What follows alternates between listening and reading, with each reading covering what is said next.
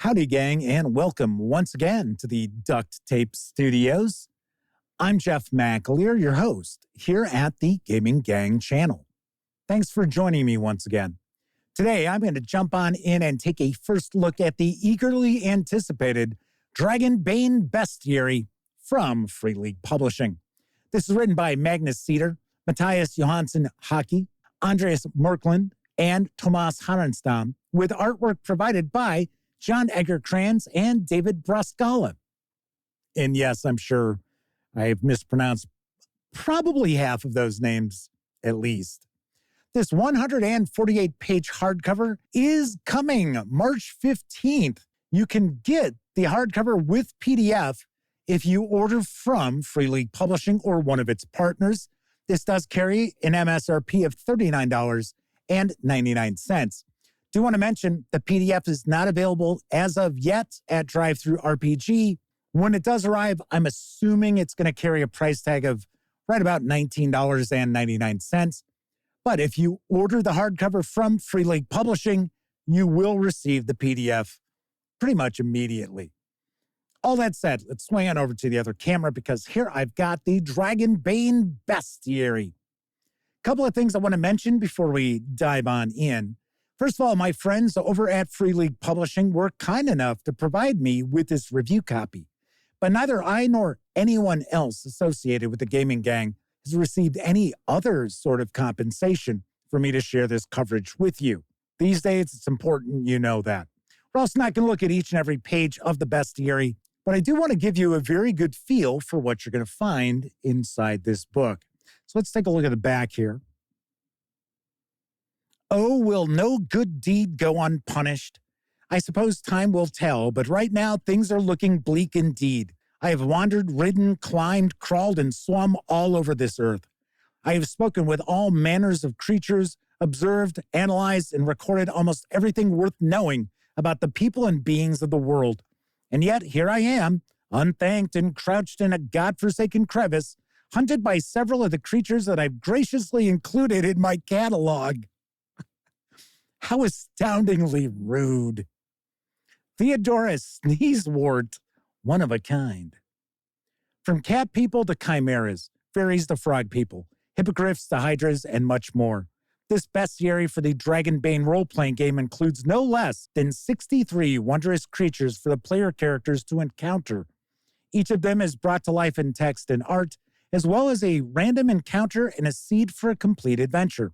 Among these fantastic beings, there are 9 new playable kin, each with their own unique ability.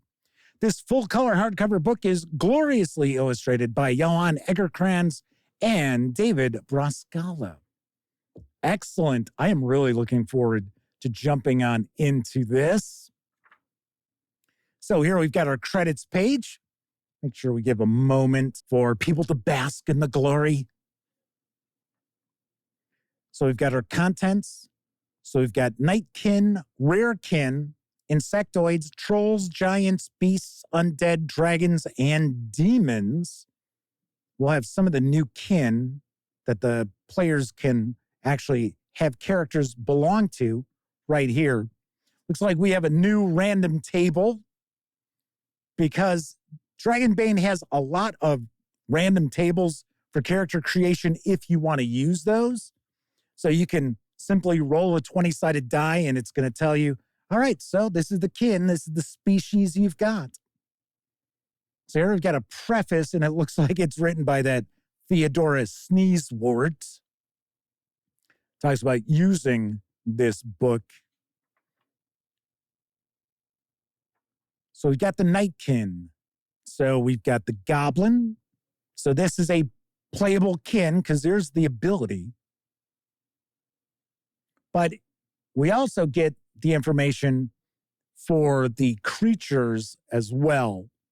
So these kin, we get the information. So we've got that as far as the bestiary entry for goblins.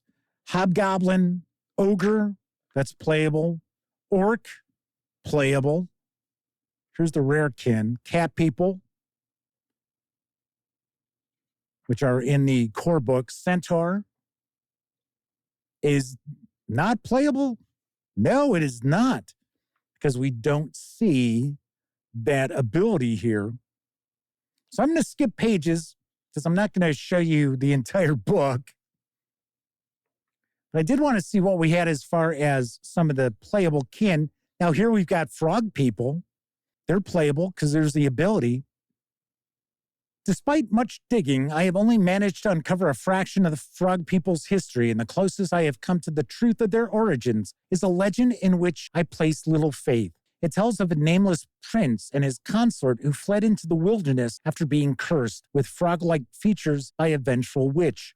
The young couple were never seen again, but are linked by legend to the discovery of the frog people many decades later. A people who have since established a small but significant presence in our wetlands. They live in isolation, mostly communicating with others through simple gestures and hand signals. Among themselves, they use various combinations of blinks and croaks. They make their living by fishing and hunting marshland creatures and animals, and their knowledge of the lands they inhabit is unrivaled. So we get random encounter info. There's our adventure seed. And then we are showing the two archetypes that they're best suited for, hunters and shaman. This artwork just looks fantastic too. As far as the production quality, we know when we get a Free League Publishing release, paper stock is going to be nice and thick. These books are made to hold up to a lot of repeated use at your game table. So lizard people are also playable because their ability is camouflage. The Minotaur is not playable. Now, one of the aspects of Dragonbane that I think is really cool, some of the tougher monsters have these random tables for you to roll for their attacks. So it takes some of the heavy lifting away from the game master as far as trying to figure out, okay, well, what are they going to do now? Because they have various different attack abilities.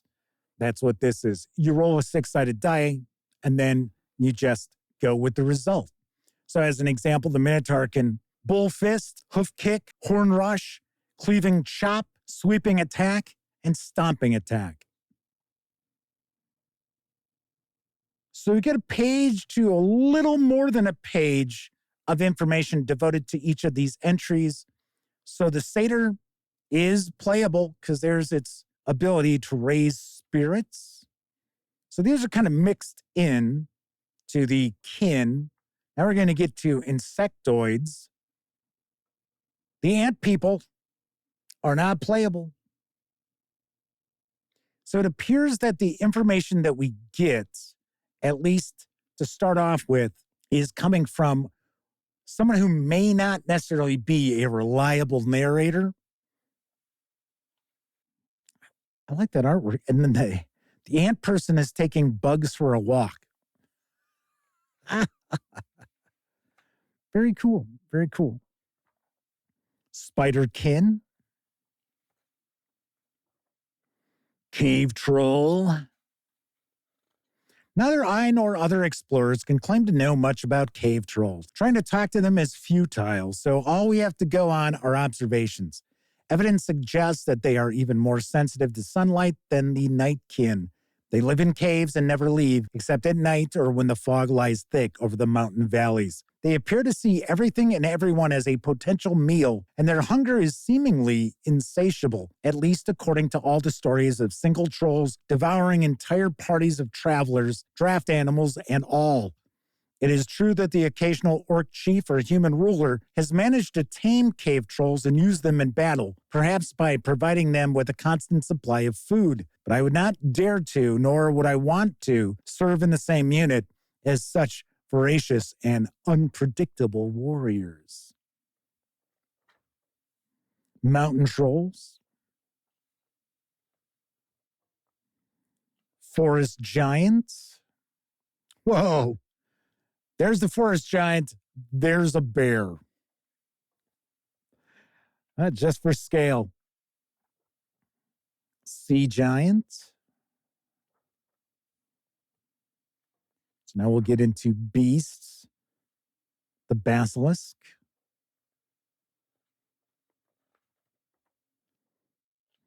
The Caledon. Giant amoeba. The giant spider, yes. The hydra. Hydras live in swamps and marshes where they mostly hunt small game to survive, but they will feast on larger prey if the opportunity arises, preferably in the form of carrion. Whether hydras are related to dragons is a matter of dispute, but it makes little difference to anyone who comes face to face with this many-headed beast. The Medusa. So the Medusa's attacks: snake bite, snake tongues, fists of bronze, up in the air, gust of wind, and petrifying gaze. Nice. The rock. And it looks as if this rock is the correct size because they are supposed to be massive. The werewolf. By day, they look like anyone else, like you or me or your neighbor. But when night falls and the moon rises, the werewolf goes on the hunt, blinded by rage and bloodlust. In the moonlight, the creature changes drastically in body and mind into a great wolf walking upright, with enormous claws, fanged jaws, and an unquenchable thirst for blood. Yes. Here's the undead. So we got the ghost, the mummy, the vampire. So more of a Nosferatu-looking vampire here. Will-o'-the-wisp. Hatchling dragon. So this should be our dragon chapter. Adult dragon. Having left the wilderness of youth behind, the dragon begins to develop both impulse control and a more analytical mind. This eventually leads it to establish a home, a cave, valley, or castle ruin that it claims for itself, whether the other creatures in the area like it or not. There it begins to build its nest. The nest in question is not made of twigs and straw. No, it is made of gold, precious stones, and objects crafted from said materials, and it is built with absolute precision. The lindworm. Chaos demon. So now we're into a chapter with some demons here. The golem. The golem's considered a demon. Demons are not the only beings that can be summoned from the chaos of the demonic realm. It is also home to numerous disembodied spirits dancing in seas of fire and acid rain. Skilled mages with access to ancient rituals, several of which are actually described in the Codex Chaosium, can summon such demonic ghosts and bind them to matter in our own world. Thus, a golem is formed, a creature made from clay and stone according to the creator's wishes, whose eyes burn with the fire that tethered spirits. All right.